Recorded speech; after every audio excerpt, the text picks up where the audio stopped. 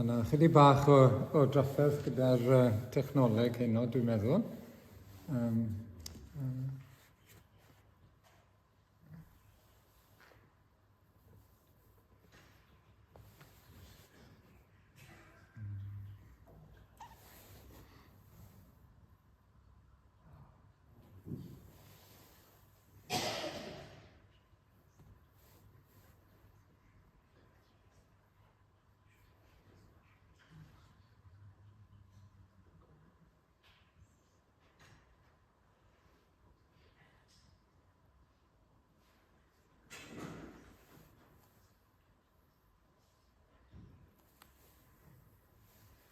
Na, dim ar hyn o bryd. Okay.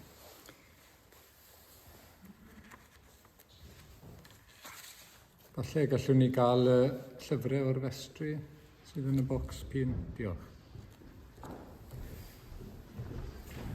Aros Amelia.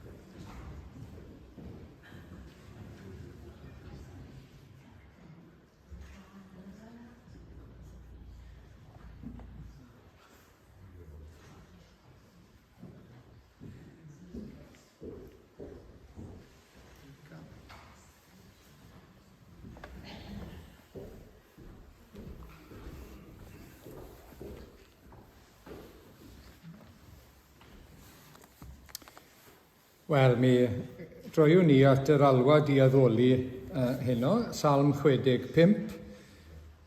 Mawl sy'n ddyledus i ti o Dduw yn Seion, ac i ti sy'n gwrando o gweddi y telir a ddined. Ata ti y daw pob un a'i gyffes o bechod, y mae ein troseddau yn drech na ni, ond yr wyt ti'n ei maddau. Gwyn ei fyd y sawl a ddewisu ac a ddygu'n agos, iddo gael preswylio yn dy gynteddau. Digonau'r ninnau a daioni dy di, dy deml sanctaidd. Wel, gawn ni ymateb a rhoi mawl a chlod i'r arglwydd gyda'r emyn cyntaf, sef rhif 307 yn y llyfr emynau, rhif 307. Fy niw, fy nhad, fy Iesu, boed clod i ddenw byth, Boi dynion yn dyfolu fel rhif y bore wlydd.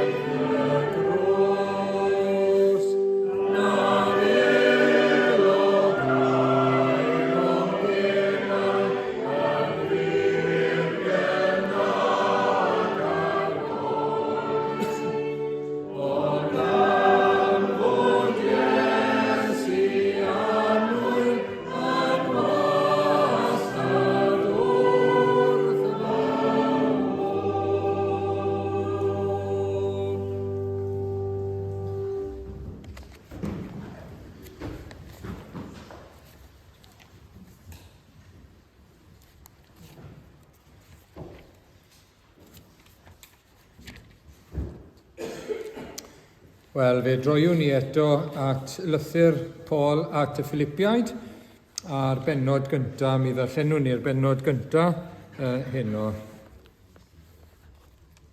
Paul a Timotheus, gweision Crist Iesu, at yr holl saint sydd yng Nghrist Iesu sydd yn Philippi, ynghyd â'r arolygwyr a'r diaconiaid, gras a thangnefedd i chwi, oddi wrth Dduw ein tad a'r arglwydd Iesu Grist.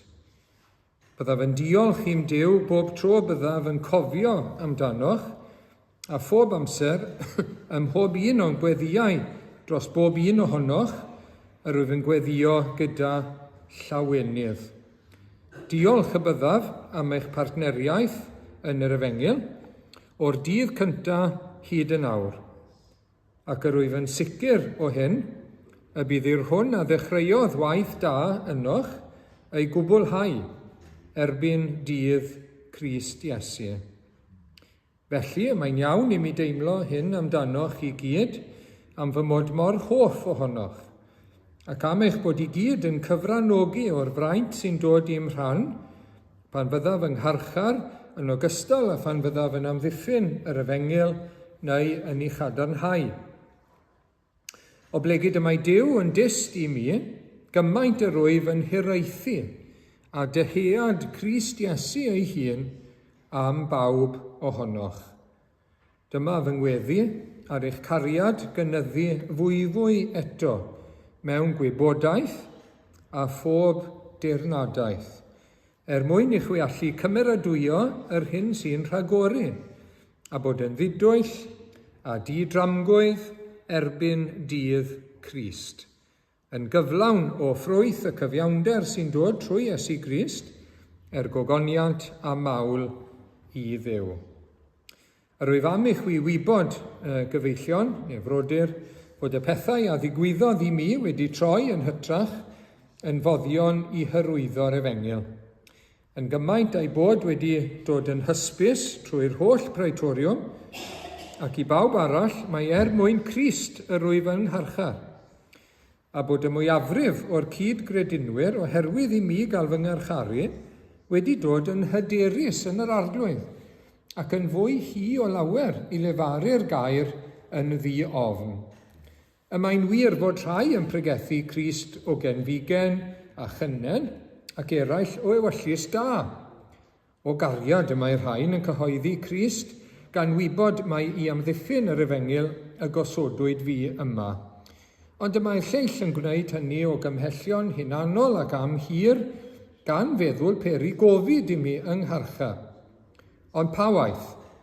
Y naill ffordd neu'r llall, prinau mewn rhith yn te mewn gwirionedd, y mae Crist yn cael ei gyhoeddi. Ac yr wyf yn gorfoleddu yn hyn, a gorfoleddu a wnaf hefyd. Oherwydd mi mae canlyniad hyn, ar bwys eich gweddi chwi a chymorth ysbryd Iesu Grist, fydd fy ngwaredigaeth. Am hyn, yr wyf yn disgwyl yn eiddgar, gan obeithio na chaf yng nghywilyddio mewn dim, ond y bydd Crist yn awr fel erioed trwy fy ngwroldeb i yn cael ei fawrygu yn fy nghorff i. Pryn bynnag ai trwy fy mywyd, ai trwy fy marwolaeth. Oherwydd i mi, Crist yw byw ac elw yw marw. Ond os wyf fi barhau i fyw yn y cnawd, bydd hynny'n golygu y cael ffrwyth o'm llafur. Eto ni beth yw ddewis, a mae'n gyfyng arnaf o'r ddeiti, o'r ddwy ochr, a mae arnaf awydd ymadael a bod gyda Christ, gan fod hynny'n llawer iawn gwell, ond y mae aros yn fy nghlawd yn fwy angenrheidiol eich mwyn chwi. Rwy'n gwybod hyn i sicrwydd, aros a wnaf, a phara i aros gyda chwi oll, i hyrwyddo eich cynnydd a'ch llawenydd yn y ffydd, mwyn i chwi ymffrostio fwy yng Nghrist Iesu, o'm hachos i pan ddof yn ôl atoch. Yn anad dim bydded eich bichedd, eich ffordd o fyw, yn deilwng o Efengyl Crist, mwyn i mi weld os dof atoch, neu glywed amdanoch, os byddaf yn absennol, eich bod yn sefyll yn gadarn, yn un o ran ysbryd, gan gyd ymdrechu yn unfryd dros ffydd yr Efengyl, heb eich dychrynu mewn un dim gan y gwrthwynebwyr, bydd hyn yn arwydd eglur i'r rheini o'i distryw hwy, ond o'ch iachawdwriaeth chwi, a hynny oddi wrth Dduw. Oherwydd rhoddwyd i chwi y fraint, nid yn unig o gredu yng Nghrist, ond hefyd o ddioddef drosto. Gan ymdaflu i'r frwydr honno gwelsoch fi ynddi, ac yr ydych yn awr yn clywed fy mod ynddi o hyd. Ni'n diolch i'r arglwydd am ei air sanctaidd. Amen. Wel, gawn ni droi nawr at yr arglwydd mewn gweddi, gyda'n gilydd gawn ni weddio. Diolch o arglwydd ein Duw, a'n tad, grasol, a thrigarog a chariadlon. Diolch am gael dod gydyfrondi eto heno, yn enw ac yn heiddiant ac yng nghyfiawnder yr arglwydd Iesu Grist. Diolch arglwydd bod ni'n cael dod ata ti a chanu heno fy niw fy nhad fy Iesu. A bod ni'n darllen yr Apostol Paul yn gweud fy niw i. Ac o arglwydd i ni'n diolch eto fel glywson ni bore yma. Mae ti yw ein Duw, mae ti yw ein tad nefol o arglwydd, a dyfo ti gyda ni, dyfo ti o'n plaid ni, a mae'n bod ni yng Nghrist Iesu. Ac o arglwydd i ni eisiau rhoi diolch i ti am hynny, i ni eisiau rhoi clod a mawl i ti arglwydd, i ni eisiau daddoli di oherwydd dy berson gogoneddus a hawddgar a glân. I ni yn dy ganmol di ac yn addoli di oherwydd mae ti yw y Duw bendigedig yn oes oesoedd. Wyt ti'n ddi-gyfnewid, heb ddechrau, na diwedd, na chyfnewidiad yn perthyn iddo fe o gwbl. Dwyt ti ddim yn heneiddio, dwyt ti ddim yn gwanhau, dwyt ti ddim yn colli dy gliw, fel bod ni ddim yn cael dod ger dyfrondi, dwyt ti ddim yn colli dy olwg, fel bod ti ddim yn gweld ein sefyllfa ni, ac wyt ti ddim yn colli dy nerth. O, arglwydd i ni'n diolch. Fel wyt ti wedi creu y byd ac yn cynnal y bydysawd, wyt ti wedi'n creu ni o'r newydd ac wyt ti'n ein cynnal ni hefyd. A bob un o dy blant. Ni'n diolch o arglwydd ac yn falch o'r cyfle yma i nesau ato ti arglwydd, i rhoi clod a mawl i ti a diolch, a hefyd i daddoli di ac i ddod i geisio dy bresenoldeb a i geisio dy neges o arglwydd, a air i ni heno eto. Y diolch arglwydd y fod ti'n siarad â ni trwy'r gair a bod ti wedi rhoi clistiau ni nawr i glywed, bod ti wedi agor ein clistiau ni fel petai, ac agor ein calonnau ni trwy dy ras i glywed dy air di. Ac i ni'n gweddio heno, bydd y gair yn fuddiol i bob un ohono ni arglwydd, air di yw e, ac i ni'n gweddio byddi di'n peri bod e'n fuddiol trwy weinidogaeth yr ysbryd glân, a byddwn ni'n cael gras o arglwydd i glywed, i dderbyn, ac i gymhwyso y gair. Helpa ni arglwydd i gymhwyso'r gair i'n bywyd ni, i'n buchedd ni, fel glywson ni yn y darlleniad nawr. Fel bod ein bywyd ni yn cyd-fynd ar Efengyl, a bod ffrwyth yr Efengyl, a ffrwyth cyfiawnder Crist yn gweithio mas yn ein bywydau ni o ddydd i ddydd. Ac o arglwydd felly, i ni'n diolch am gael dod gyda ffron, ac i ni'n diolch am ein cymdeithas ni gyda thi o arglwydd yn Iesu Grist, ac am ein cymdeithas ni gyda'n gilydd yn yr arglwydd Iesu. Ac i ni'n gofyn i ti i'n atgoffa ni o beth mae hynny'n golygu heno. Ac o arglwydd neu di'n helpu ni i ddyfnhau ein cymdeithas ni gyda thi a'n cymdeithas ni gyda'n gilydd yn yr eglwys o arglwydd. Helpa ni i ddwyn, i gario, hynny yw, beichiau ein gilydd. Helpa ni garu'n gilydd o arglwydd a gweithio gwaith y nef gyda'n gilydd. Ysgwydd wrth ysgwydd fel petai. Helpa ni arglwydd i weithio. Helpa ni hefyd yn y frwydr ysbrydol gyda'n gilydd. Yn erbyn yr un drwg, yn erbyn cynllwynion diafon. Helpa ni arglwydd i sefyll gyda'n gilydd ac yn nerth yr arglwydd Iesu, a gyda'r arfogaeth sydd gyda ni ar ein cyfer. Arglwydd, diolch nawr am gael dod ger dy fron di. Diolch dy fod ti gyda ni, dy fod ti o'n plaid ni. Diolch bod ni wedi clywed yn y darlleniad fel oedd ti gyda'r apostol Paul, hyd yn oed yn y carchar, a fod pethau'n cydweithio daioni. Ac i ni'n gweddio byddwn ni'n profi ac yn gweld hynny yn ein bywydau ni yn yr wythnos sydd i ddod.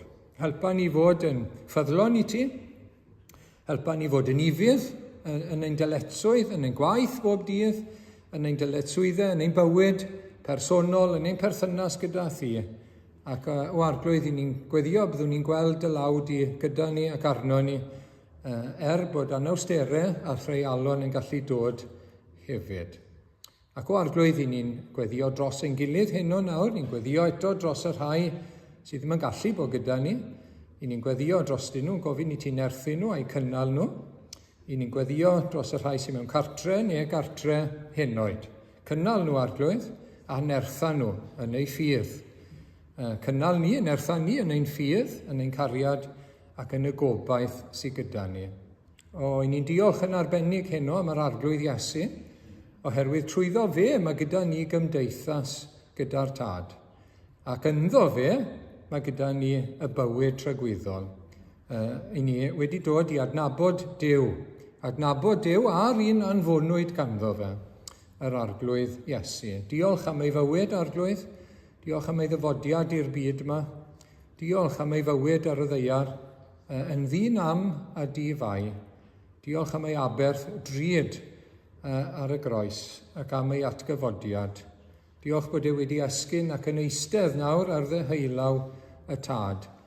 ac oherwydd gwaith Iesu Grist, bod Duw yn torri mewn i fywydau dynion ac yn ail gynnal y perthynas yn ail gydio y berthynas sydd wedi ei cholli oherwydd pechod.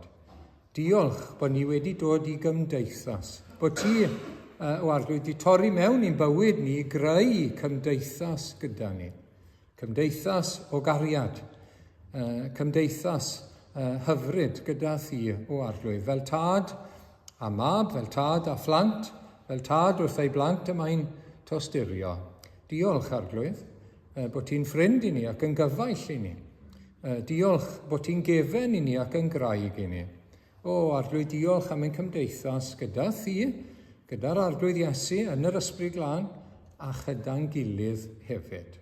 Felly, ni'n gofyn i ti'n harwain i heno nawr, i ni'n cofio am Gristnogion sydd yn dioddef, fel ni'n sôn bore yma yn Mozambique ar hyn o bryd, a Gogledd Corea, wrth gwrs, Afghanistan, a gymaint o fannau eraill hefyd. Cynnal nhw, Arglwydd, hefyd. Bendithia nhw. Helpa ni gynnal cymdeithas gyda nhw mewn gweddi ac mewn rhoddion fel i ni'n gallu, o Arglwydd, iddyn nhw wybod bod na frodyr a chwiorydd gyda nhw mewn rhannau eraill o'r byd sydd yn cofio amdanyn nhw. O Arglwydd, bendithia nhw yw ein gweddi ni. Ac o Arglwydd, bewhad y waith yn ein dyddiau ni. Neu di dorri mewn i fywydau pobl eto, Arglwydd, yw ein gweddi, oherwydd gwaith Iesu Grist. Wyt ti nawr yn gallu deffro pobl, yn gallu galw pobl ato fe. Ni'n gofyn i ti wneud hynny eto, Arglwydd, yn ein plith ni, yn ein hardaloedd ni, Arglwydd, yn ein gwlad ni, ac mewn gwledydd eraill. Derbyn i felly, Arglwydd, nawr, derbyn ein diolch, derbyn y clod a'r gogoniant. Maddau ni'n dyledio nhw, Arglwydd, trwy Iesu Grist ein ceidwad. Amen.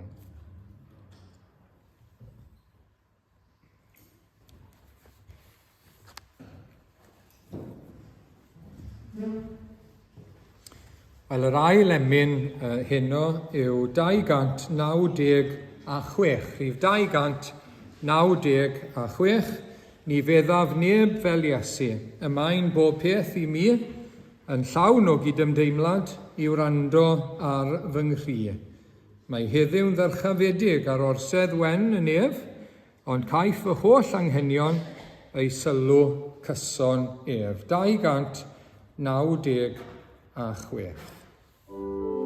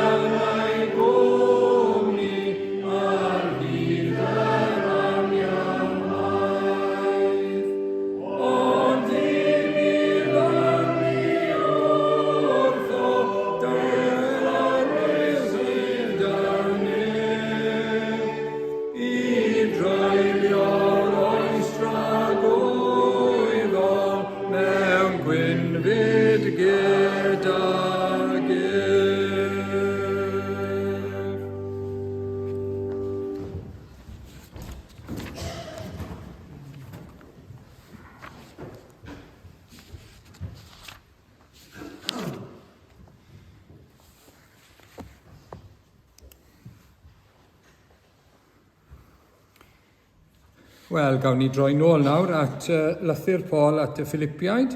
Na i ddarllen o adnod 3 i adnod 5 yn y bennod gyntaf. Byddaf yn diolch i'm Duw, bob tro byddaf yn cofio amdanoch, a phob amser ym mhob un o'n gweddiau dros bob un ohonoch, a rwyf yn gweddio gyda llawenydd. Diolch y byddaf am eich partneriaeth neu'ch cymdeithas yn yr Efengyl, o'r dydd cyntaf hyd y nawr. Wel, ar ôl y cyfarchiad cynnes a chyfoethog yn y ddwy adnod gyntaf, mae'r apostol Paul nawr yn dangos i fod e'n cofio yn gyson am y Philippiaid mewn gweddi, ac wrth wneud hynny, mae'n gwneud hynny gyda llawenydd, gyda diolchgarwch, ac yn anwedig mae'n ddiolchgar am eu cymdeithas nhw ac am eu partneriaeth nhw yn yr Efengyl. Ac wrth i ni ddarllen hynny, mae'n rhywbeth trawiadol. Wrth i'r apostol Paul i weddio dros y saint yn Philippi, fel mae'n gwneud dros yr eglwysi i gyd wrth gwrs, mae hynny yn dod â llawenydd i'w galon yna. Mae'n dod â diolchgarwch i'w galon yna, wrth iddo fe ei cofio nhw. Ac mae hynny, wrth gwrs, yn her i ni, yn syth, ond yw e? Wrth i ni feddwl am ein cymdeithas, ni wedi ni, yn ein heglwys ni. Wrth i ni gofio am ein gilydd mewn gweddi, ydy yn creu llawenydd a diolchgarwch yn ein calonnau ni, yn ein cymdeithas ni, sydd yn yr Efengyl. Oherwydd dyna fwriad yr arglwydd ar ein cyfer ni, wrth gwrs. A mae rhywbeth arbennig iawn am y gymdeithas yma sydd yn yr Efengyl. Dyna le mae'r gymdeithas, yn ni edrych ar hynny, ac mae'n bwysig iawn yn y Testament Newydd. Yn Llyfr yr Actau, pennod 2, 42, os ych chi'n cofio, oedd 3,000 wedi cael ei bedyddio, ond beth ddigwyddodd iddyn nhw wedi ni? Ar ôl cael ei bedyddio, nid dyna diwedd i stori nhw, dechrau'r stori oedd hwnna, maen nhw yn ymuno wedyn gyda'r eglwys wrth gwrs, ac maen nhw'n ymroi, maen nhw yn dyfalbarhau yn nisgeidiaeth yr apostolion, yn cael ei dysgu nawr, ynglyn ag gair yr arglwydd wrth gwrs trwy'r apostolion, yn ail yn y gymdeithas. Hwna sy'n dod nesaf. Yn y gymdeithas. Yn ymdeithas yr eglwys. Ac wedyn ni, yn y torri bara, wrth gwrs, yn y cymundeb yna, gyda'i gilydd yn y cymyn, ac wedyn ni ar gweddiau. Y gweddiau. Gweddi bersonol, ond gweddi gyda'i gilydd hefyd. Peder elfen y bywyd eglwysig, wrth gwrs, yn allweddol yn yr adnod yna. Ac wrth i ni ddarllen yr adnodau hyn, i ni'n gweld dwy o'r elfennau hynny yn glir nawr yn yr apostol Paul yn ei berthynas a'r Philippiaid. I ni'n gweld y gweddiau ac i ni'n gweld y gymdeithas. A maen nhw'n fyw, maen nhw'n real, maen nhw'n gynnes. Ac mae hwnna'n allweddol yn dweud. A dyna sydd i fod mewn rhan o fywyd eglwys Iesu Grist. Mewn rhan o pwy i ni a beth sydd i fod rhyngthon ni, wrth gwrs, yn yr Efengyl, achos i ni'n un yn yr Efengyl, yn yr arglwydd Iesu. Mae'n amlwg o lythyron yr apostol Paul bod e'n cofio am yr eglwysi. Rhai mae wedi sefydlu, a rhai, wrth gwrs, mae wedi ymweld â nhw, falle, ac wedi cadarnhau nhw, a'i helpu nhw, ond beth bynnag, mae'n cofio amdani nhw mewn gweddi. Ac mae wyddiau fe, i ni'n cael llawer ohonyn nhw yn yr epistolau, yn y llythyron, i ni'n cael sawl un o'i weddiau fe, i ni wedi gweld sawl un yn yr Effesiaid yn ddiweddar. Mae'n cynnwys diolch a gofyn, wrth gwrs. A fan hyn, mae'n diolch, byddaf yn diolch i'm Duw, bob tro byddaf yn cofio amdano chi. Ac yn aml iawn, mae'n diolch am weld ffrwyth gwaith Duw yn ei bywyd nhw. Dyna'r peth cyntaf sy'n dod â diolch iddo fe. Ffydd. Eich ffydd chi yn yr arglwydd. Eich cariad chi tuag at eich gilydd yn Iesu Grist. A'r gobaith. Y gobaith sydd gyda chi, y gobaith byw. Fel hyn mae e'n dweud wrth y Thessaloniaid. Yr ydym yn diolch i Dduw bob amser amdano chwi oll, gan eich galw i gof yn ein gweddiau, a chofio'n ddi-baid ger bron ein Duw a'n Tad, am weithgarwch eich ffydd ar waith gyda nhw, llafur eich cariad, chi'n llafurio mewn cariad at eich gilydd, a'r dyfal barhad sy'n tarfu o'ch gobaith yn ein harglwydd Iesu Grist. Diolch, wrth gwrs, i'r arglwydd yw hyn. Dyw e byth yn diolch i'r saint. Bod nhw wedi dod i gredu, diolch i'r arglwydd mae e, ond mae'n rhoi diolch amdanyn nhw, ac mae'n fodlon dweud wrthyn nhw bod e'n diolch amdanyn nhw. A mae hwnna'n hyfryd, bod ni yn ein gweddiau cyhoeddus yn diolch am ein gilydd. Ni'n mynd diolch i'n gilydd beth, ond yn diolch am ein gilydd. Diolch i'r arglwydd am ein gilydd, am y gymdeithas sydd gyda ni, wrth gwrs. Ac mae'n dangos ffrwyth yr Efengil. I ni'n diolch am ffydd y gobaith yma, a'r cariad sydd ar waith. Falle bod e ddim yn berffaith. Mae'n gweddio wedyn, bydd cynnydd yn dod yn ei ffydd nhw. Bydd cynnydd yn dod yn ei cariad nhw ac yn ei llafur nhw. A mae yna weddiau drostyn nhw yn y llythyr at y Philippiaid hefyd.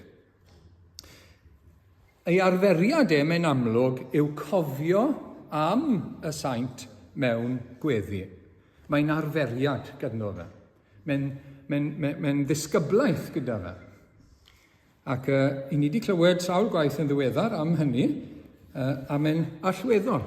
I ni'n gweld y mywyd Iesu Grist, i ni'n gweld yng ngweinidogaeth Iesu Grist nawr yn y nef, mae'n ymbil trosom ni. I ni'n gweld yn y Testament Newydd rhwng y saint a'i gilydd. Ac mae mor allweddol. Mae yna gymaint o...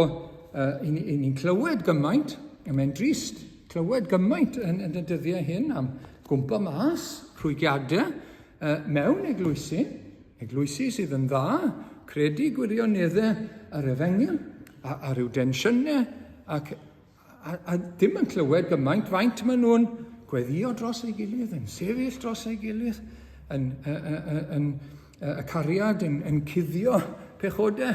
A fel yna i ni'n gweld yn y Testament Newydd. Be sy'n digwydd nawr te, y ddisgyblaeth yma, yr arferiad yma nawr, mae'n neud e'n habit. Mae'n rhan o'i fywyd mae'n arferiad i gofio amdanyn nhw. Wedyn ni, wrth gofio, mae e'n diolch. Wrth gofio amdanyn nhw, mae'n meddwl amdanyn nhw ger bron Duw, a mae'n rhoi diolch amdanyn nhw. Ac wrth iddo fe ddiolch amdanyn nhw, mae'n llawenhau yn yr arglwydd sydd ar waith yn ei bywyd nhw. Yr Efengil ar waith yn ei bywyd nhw. Dim yn berffaith, ond mae ar waith. A mae'n llawenhau. Mae'n llawenhau nawr yn y jail. Mae'r Efengil yn cael ei ffregethu yn y jail. Mae'r rhai, mae'n synhwyro, tyma bach yn jealous ohono fe. Mae'r rhai sy'n eisiau achosi trafferthion, ond dim ots, maen nhw'n pregethu'r Efengil. A mae'n llawenhau. A pan mae'n cofio am y saint yn Philippi, neu yng Nghorinth, neu rwle arall, mae'n llawenhau. Pam? Mae Duw wedi torri mewn i fywydau'r bobl yma. Mae'r arglwydd yn real iddyn nhw. Maen nhw'n fyw. Maen nhw'n saint. Maen nhw'n perthyn i ddinas Duw ac i deyrnas Iesu Grist.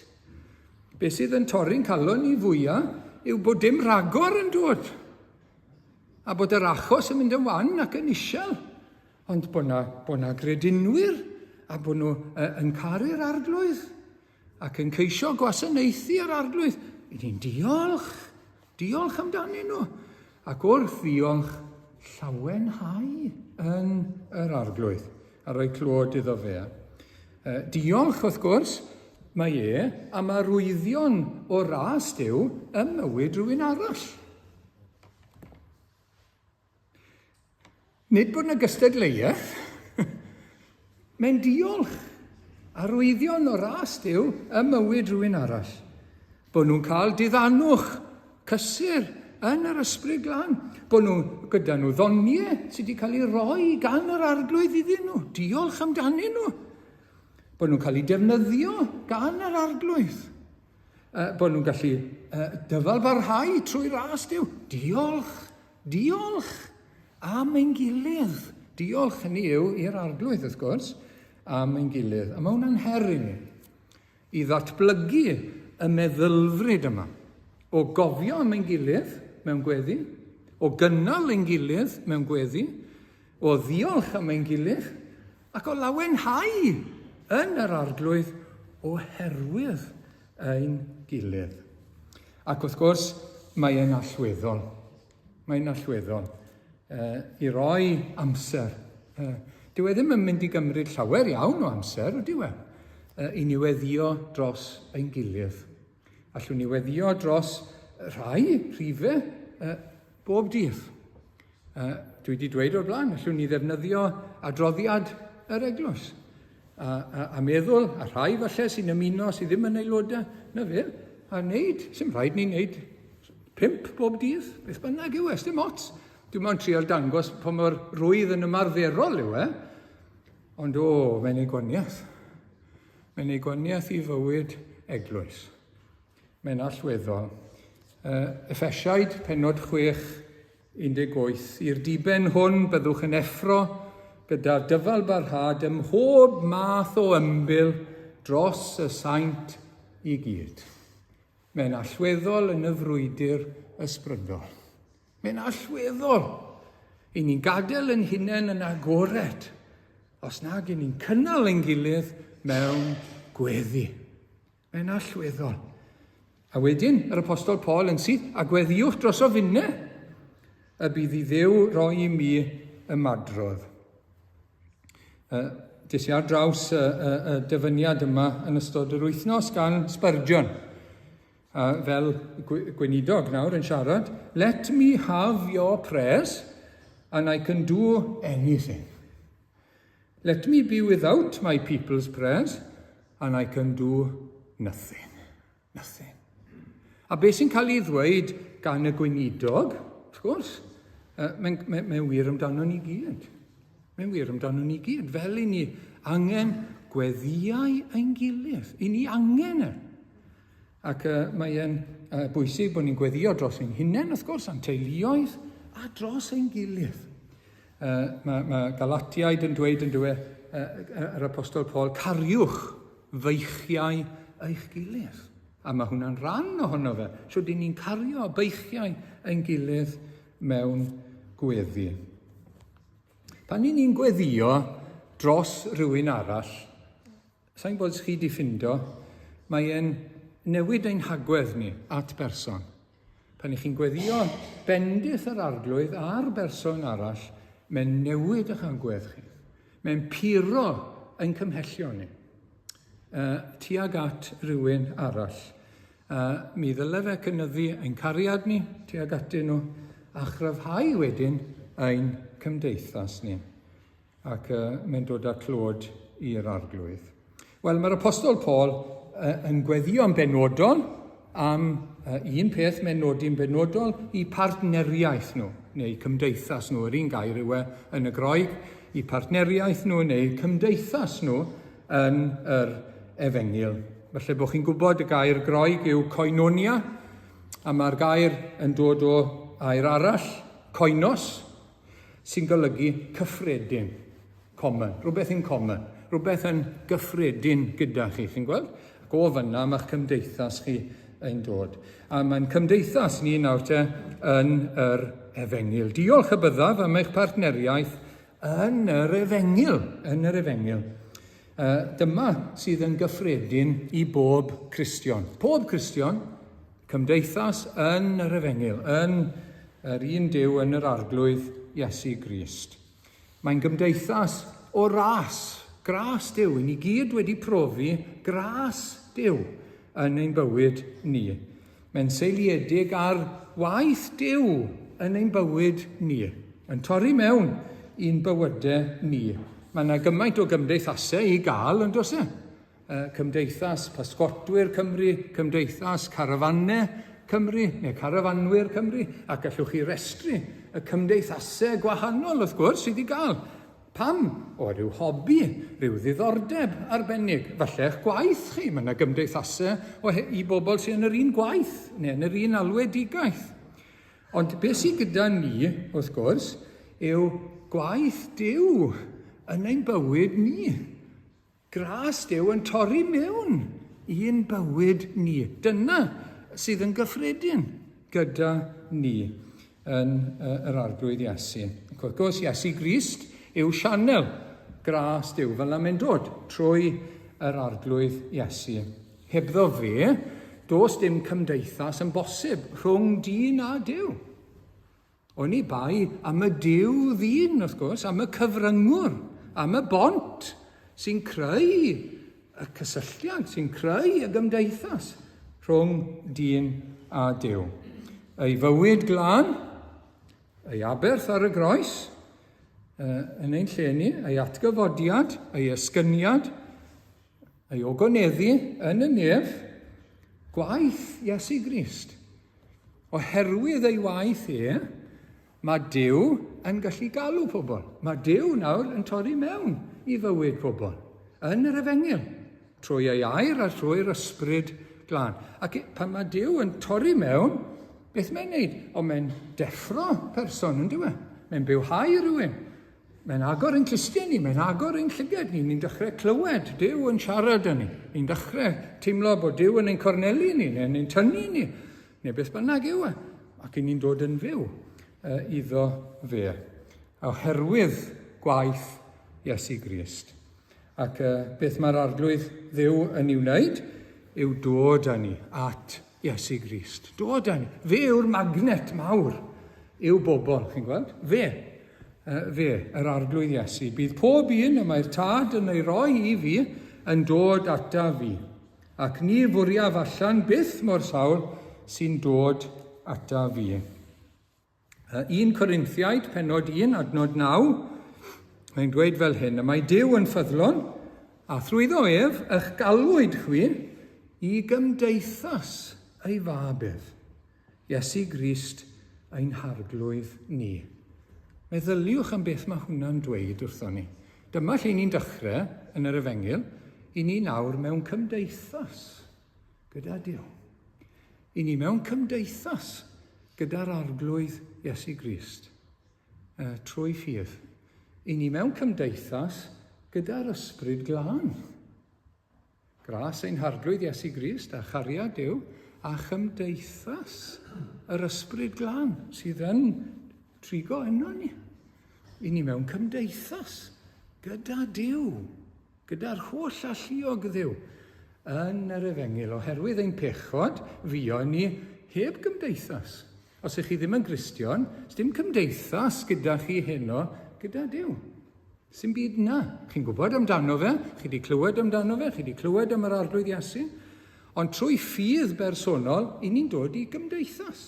I ni'n dod i gymdeithas. Trwy waith Duw yn ein calon ni, i ni'n ei glywed mae e'n ein clywed ni, mae e'n siarad â ni, ni'n siarad â fe, a mae yna gymdeithas rhyngtho ni. I ni'n ymwybodol o'i ras, i ni'n ymwybodol o'i gariad, i ni'n ymwybodol o'r Efengyl yn ein bywyd ni. Ac wrth gwrs, mi ddyle hynny ddangos wedyn yn ein bywyd ni, mewn ffrwyth yn ein bywyd ni o ddydd i ddydd. Mae'n gymdeithas o ffydd felly, fel o'n i'n dweud nawr, fel mae Iesu Grist, fel magnet yn tynnu, mae bobl yn dod ato fe. Dyw pob metal ddim yn magnetic, o dyw e? Mae rhaid chi gael harn yn rhywbeth a cobalt ac yn y blaen. Oedd sleid y fi, dychmygwch, oedd sleid yn dod lan, pa rai oedd yn magnetic a pa rai oedd ddim yn magnetic. Chi'n gweld? Ac wrth gwrs, ffydd sy'n dod â ni at yr arglwydd Iesu, bod ni'n cymryd Duw ar ei air, bod ni'n credu Duw, a bod ni'n dod i ymddiried yn Iesu Grist. Mae hwnna'n ein tynnu ni. Fe yw'r magnet mawr, wrth gwrs. Ond i rywun sydd heb ffydd, mae fel y metal yna, gallwch chi roi'r metal, mor agos a licwch chi at y magnet, dim byd yn digwydd. Diolch yn tynnu ato fe. Dim byd yn digwydd o gwbl. A ffydd yw hwnna, wrth gwrs. Ffydd achubon. Ffydd i ymddiried, ffydd i ymateb, ffydd i gytuno gyda Duw ac i ymddiried yn Iesu Grist. Mae'n gymdeithas o ffydd, pobl ffydd, chi'n gweld? Mae'n gymdeithas, fel ni wedi dweud, mewn gweddi ac mewn diolch, ond wrth gwrs, yn gyntaf i gyd, i ni'n gwybod beth yw nawr, i weddinio ar Dduw, i alw ar Dduw, ac i wybod bod e wedi ateb ein gweddi ni, bod e wedi trigarhau wrtho ni. I ni'n gwybod beth yw nesau at Dduw, gyda diolch a gyda mawl a gyda yn ceisiadau ni, a gogoneddu Duw. Mae yna gymdeithas mewn gweddi. Does dim byd yn cymharu a hwnna, ond oes e? Mae yna ryfeddodau yn y byd nawr, fel ni wedi bod yn sôn gyda phobl wythnos diwetha, i ni'n diolch am WhatsApp, neu FaceTime, neu Skype, neu Zoom, neu beth bynnag yw e. Mae yna gymaint o ffyrdd, sy'n os ble chi yn y byd, chi'n gallu cadw cysylltiad, a hyd yn oed gweld eich gilydd. Wel, mae gweddi gyda ni, gyda'r holl alluog. Mae clust yr holl alluog Dduw, El Shaddai, gyda ni, trwy heiddiant a chyfiawnder Iesu Grist. Mae'n beth rhyfeddol, bod ni'n gallu dod ato fe, unrhyw amser a phob amser. Ac wrth gwrs yn dilyn hwnna, mae'n cymdeithas ni gyda'n gilydd. Mae'n cymdeithas ni gyda'r tad a gyda'i fabeth, ond hefyd wrth gwrs mae gyda ni gymdeithas a'n gilydd wedyn yn yr Efengyl ac yn yr arglwydd Iesu. Mae llun arall nawr, y magnet a llwyth o paper clips ar y magnet. A beth sy'n digwydd, maen nhw'n dod at y magnet a maen nhw'n dod at ei gilydd yr un pryd, wrth gwrs. Maen dod at ei gilydd yr un pryd wrth ddod at y magnet. Ac yr un Duw sydd gyda ni, yr un tad nefol, yr un gwaredwr sydd wedi'n prynu ni ar y groes, yr un arglwydd, yr un bugail, yr un craig, yr un proffwyd sydd gyda ni, yr un offeiriad, yr un brenin sydd gyda ni, trwy yr un ysbryd yn ein bywhau ni, yn ein harwain ni, yn ein diddanu ni, yn ein helpu ni. Yr un yw e. Mae'r Efengyl yn dod â ni i'r un profiad o Dduw, wrth gwrs. Mewn ffyrdd amrywiol, ond yr un yw e.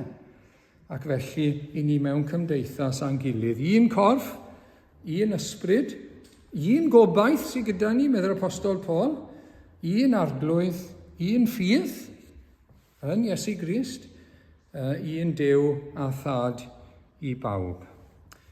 Ac oherwydd hynny, mi ddyle fod lle arbennig iawn gyda ni, un gilydd yn y galon, yn yr arglwydd Iesu. Oherwydd nawr, i ni'n frodyr ac yn chwiorydd am beth i dragwyddoldeb yn yr arglwydd Iesu Grist. Mae wedi dod â ni ato fe, ac wrth ddod â ni ato fe, mae wedi dod â ni at ein gilydd ynddo fe.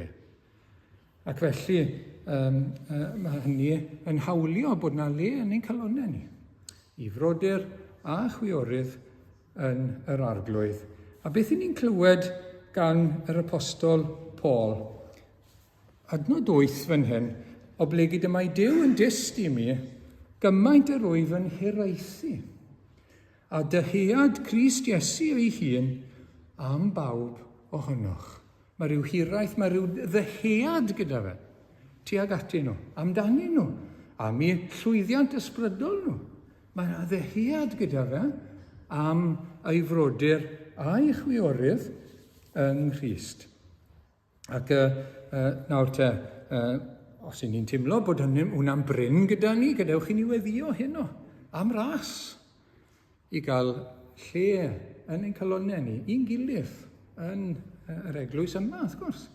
Ac wedyn yn ehangach, ond dechrau gyda'n teulu ni yn hunain yma. Ac bod yna ddyhead gyda ni am ein gilydd. Mae dyhead naturiol gyda ni am ein teulu. I ni eisiau gweld y plant yn tyfu ac yn datblygu ac yn dod mlaen, yndyn ni. I ni eisiau gweld nhw yn iach ac yn y blaen. Wel, beth am ein dyhead ni wedyn am deulu'r ffydd? Am ein brodyr a'n chwiorydd? Ein dyhead ni i weld rhai sydd yn dod i gredu, yn dod ymlaen yn y ffydd. Ond mae hynny'n golygu dyhead, mae hynny'n golygu gweddio drosyn nhw, wrth gwrs. A mae'n golygu mynd atyn nhw falle. Mae'n golygu anogaeth a calondid a calonogi. Mae yna waith i wneud ynghlwm wrth hynny wedyn ni. Ac mae Paul yn gallu gweud, mae Duw yn dyst i mi. Gymaint Duw yn nehead i am hiraeth amdano chi. Ac mae'n ei hannog nhw tuag at hynny. Cyflawnwch fy llawenydd, Pennod 2, adnod 2, trwy fod o'r un meddwl, yr un cariad gennych at eich gilydd, yn unfryd ac yn unfarn. Fewn ni at hynny eto nes ymlaen. Ac felly mae'n gymdeithas o gynorthwyo'n gilydd, o helpu'n gilydd, wrth gwrs. Cyn ni'n gweld hynny yn y Testament Newydd. I ni'n gweld rhai yn casglu arian mwyn y rhai clotach. Wrth i'r apostol sgrifennu at y Rufeiniaid, mae Macedonia ac Achaia wedi gweld yn dda i gyfrannu i gronfa ar ran y clodion yn Jerusalem, y saint yn Jerusalem. Ac wrth gwrs, i ni'n ceisio gwneud yr un peth, i ni'n ceisio cyfrannu at rai sydd wir yn dlawd, frodyr a chwiorydd yn Afghanistan neu yn Mozambique. I ni'n gweddio drostyn nhw, ac i ni'n rhoi rhywbeth, Gogledd Corea, Ukraine, lle bynnag maen nhw. Mae yna gymdeithas ehangach. A hefyd, wrth gwrs, beichiau yn gilydd. Falle ddim clodi yn yr un ystyr, falle ddim derledigaeth yn yr un ystyr. Ond beichiau wedyn ni a thraialon bywyd yn gilydd. Mae yna gyfle i ni gario beichiau yn gilydd. Beth mae hynny'n golygu? Beth yw'r gymdeithas yma? Clust i wrando, gweddi wrth gwrs, a ddewid i weddio. Pidwch addo gweddio dros neb os na allwch chi gadw'r y ddewid gyda llaw. Mae'n well dweud na i drial cofio amdano chi, na gweud y gwnewch chi a pido wneud e. Mae'n well pido addo os na allwch chi gario fe mas. Ond triwn ni, ynddo fe? Triwn ni. Clust i wrando, gweddi, cadw cyfrinach, os oes rhywun yn rhannu cyfrinach dyn ni, bod wrth ochr rhywun, codi ffôn, text, dangos empathy, lle i ni yn ceisio mynd i esgidiau rhywun arall. Ac yr esiampl fawr yw ein gwaredwr ei hunan, yr arglwydd Iesu. Yn dod yn gnawd, yn dod yn un ohono ni, wrth yn ochr ni, yn cael ei fedyddio fel un sy'n ein cynrychioli ni, yn cael ei demtio, yn mynd i'r groes ar ein rhannu, a'n cynrychioli ni nawr yn y nedd. Popeth mae'n neud ei gynrychioli ei bobl. Mae'n rhoi ei hunan yn llwyr yn ein sgitiau ni. Yn llwyr. Mae'r arglwydd Iesu wedi wneud hynny. A mae e'n wneud hynny o hyd. Mae'n frawd i gyd ymdeimlo a'n holl wendidau i gyd. Ac dyna'r esiampl mae e'n berffaith, wrth gwrs, di ni ddim yn berffaith, ond mae'n esiampl i'n helpu ni i ymgyrraedd ato fe. Mae'n gymdeithas yng ngwaith yr eglwys a gwaith yr efengyl, wrth gwrs. Mae y Philippiaid wedi rhoi rhodd ariannol nawr i Paul trwy Epaphroditus. A mae hwnna'n rhan o'r gwaith, wrth gwrs. Mae'n cyfrannu at y gwaith. Wrth iddyn nhw rhoi y rhodd ariannol yna, mae'n rhan o'r bartneriaeth.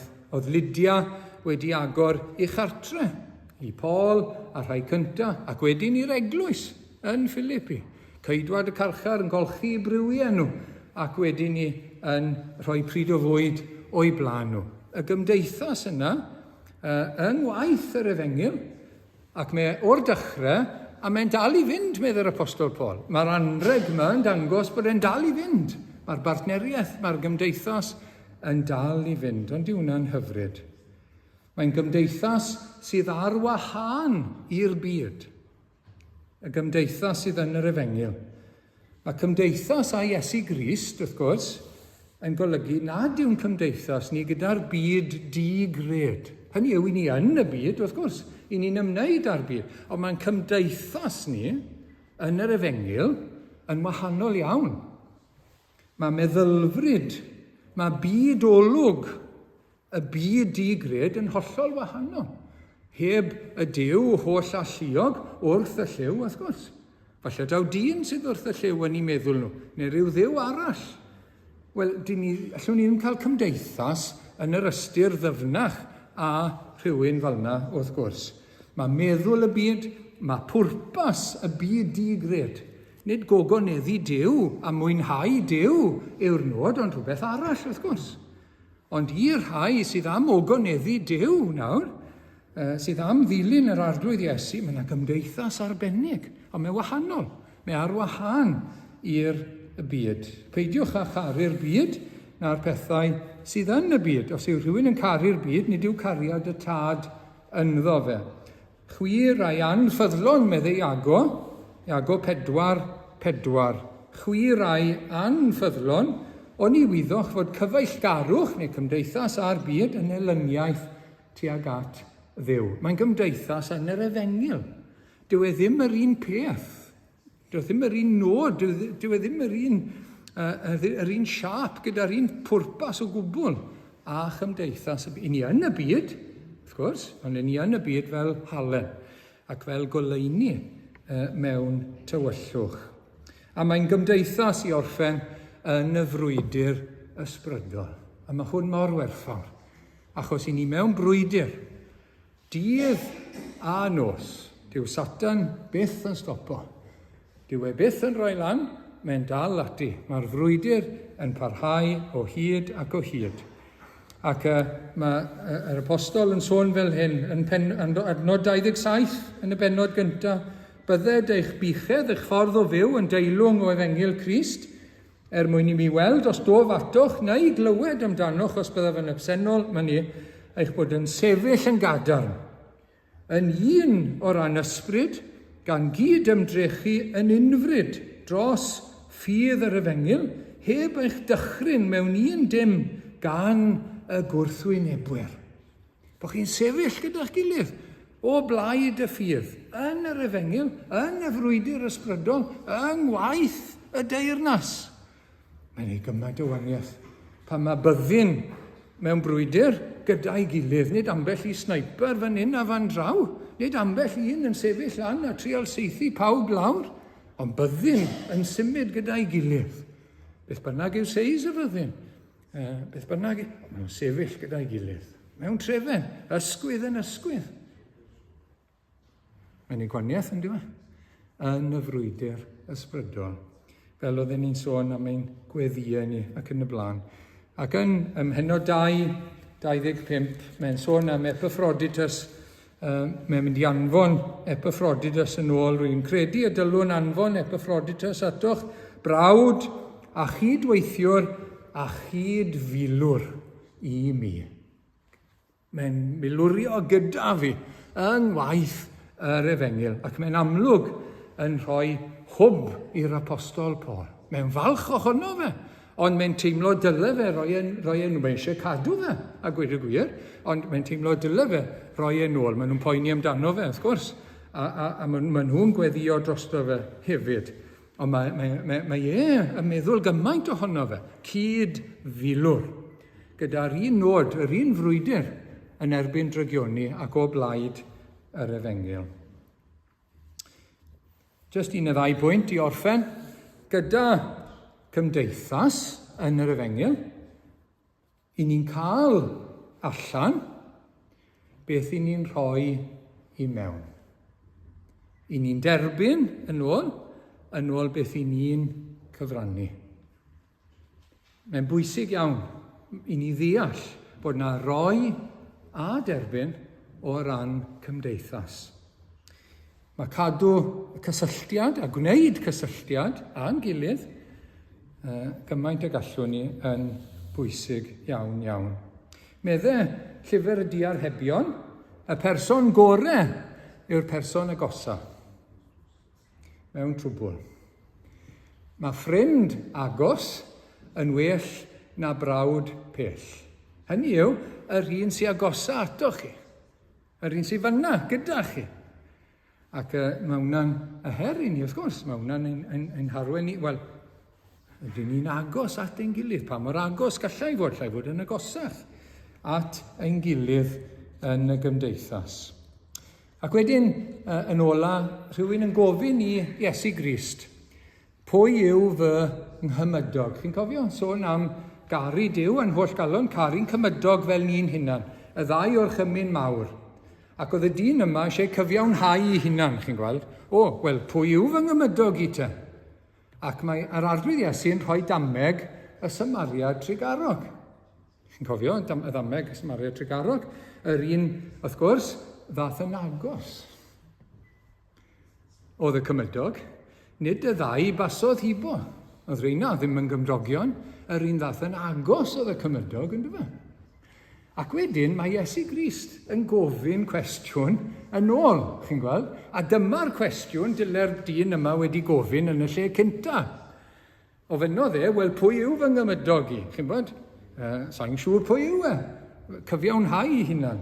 Iesu Grist, pa un o'r tri yma a fi yn gymydog i'r sawl a syrthiodd i blith lladron. Y cwestiwn yw nid pwy yw fy nghymydog, ond i bwy alla i fod yn gymydog heddi. I bwy alla i fod yn gymydog yn y gymdeithas, wrth gwrs, i ddechrau. I bwy alla i nesau, pwy alla i nesau ato fe, neu hi, a'i fendithio. Wel, ni'n diolch yn fawr am y thema yma heno. Mae cymdeithas gyda ni, gyda Duw. Ac mae'n bwysig bod ni'n dyfnhau ein cymdeithas ni gyda'r arglwydd, wrth gwrs. Ac ynglwm wrth hynny, mae'n cymdeithas ni gyda'n gilydd. Mae'n cymdeithas ni gyda'r tad a gyda'i fabedd yn yr ysbryd glân, ond yr un pryd mae'n cymdeithas ni gyda'n gilydd. Ac ni'n gweddio am ras i gryfhau ein cymdeithas ni yma. Yn ein plith ni, gyn ni'n gweddio dros eglwysi eraill, bydda nhw'n profi yr un peth.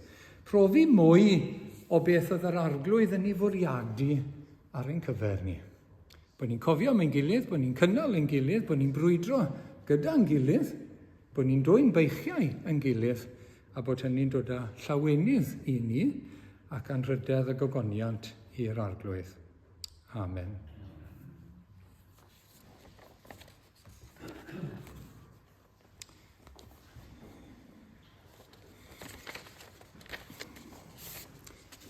Mae'r emyn ola nawr, bydd Sian ddim wedi cael rhybydd o'r emyn yma.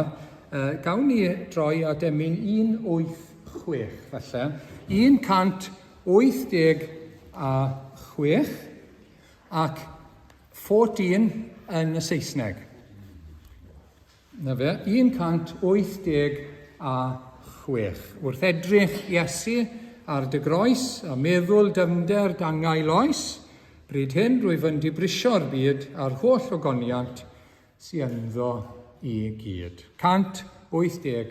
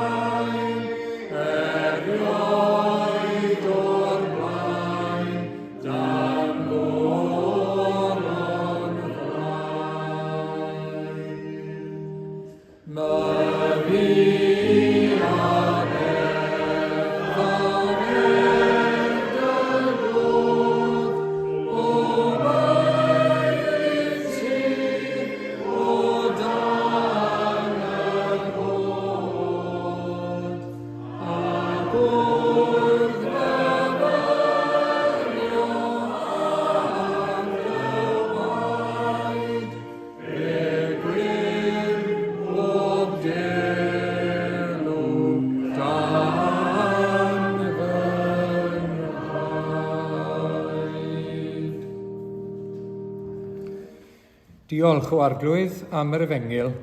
Diolch bod ti wedi trefnu ffordd i ail afael cymdeithas gyda dynion. Diolch bod e wedi costio'n ddrud i ti i roi deunig anedig fab, i ddod yn ddyn i'r byd yma, ac i farw drosom ni ac yn ein lle a dros ein pechodau, ond i gymodi i ddod â dyn a Duw yn un unwaith eto, i gymdeithas. O, diolch o Arglwydd, bod ni'n gwybod beth yw e i gael cymdeithas gyda'r tad a chydau fabef yn yr ysbryd glân. O, i ni'n diolch. Mae'r cyfan ohono ti o thras a ddaioni a drigaredd mawr. Diolch am roi ffydd i ni i ddod at Iesu Grist ac i afael ynddo. Trwy hynny bod ni wedi dod i gymdeithas a'n gilydd yn yr arglwydd Iesu. Ni'n diolch i ti am ein gilydd o arglwydd, ond i ni'n gwybod, i ni'n gorfod cyffesu, di ni ddim yn caru'n gilydd fel y dylen ni, ac o arglwydd ni'n gofyn i ti'n helpu ni. Ni'n gofyn am ras i ti, arglwydd Iesu, sy'n llawn gras i ni ddyrnhau ein cymdeithas a'n gilydd yn yr eglwys hon. A hynny gogoniant i'r arglwydd Iesu sydd wedi dod â ni ynghyd, sydd wedi dod â ni yn un ynddo fe, ac gogoniant i ti, ac ein lles, ac ein bendith, ac ein nerth ni hefyd o arglwydd. Felly, derbyn ni, ac felly arwain ni a chadw ni. Gras ein harglwydd Iesu Grist, a chariad Duw y Tad, a chymdeithas yr ysbryd glân, a'r hoso gyda ni hyd nes y daw. Amen.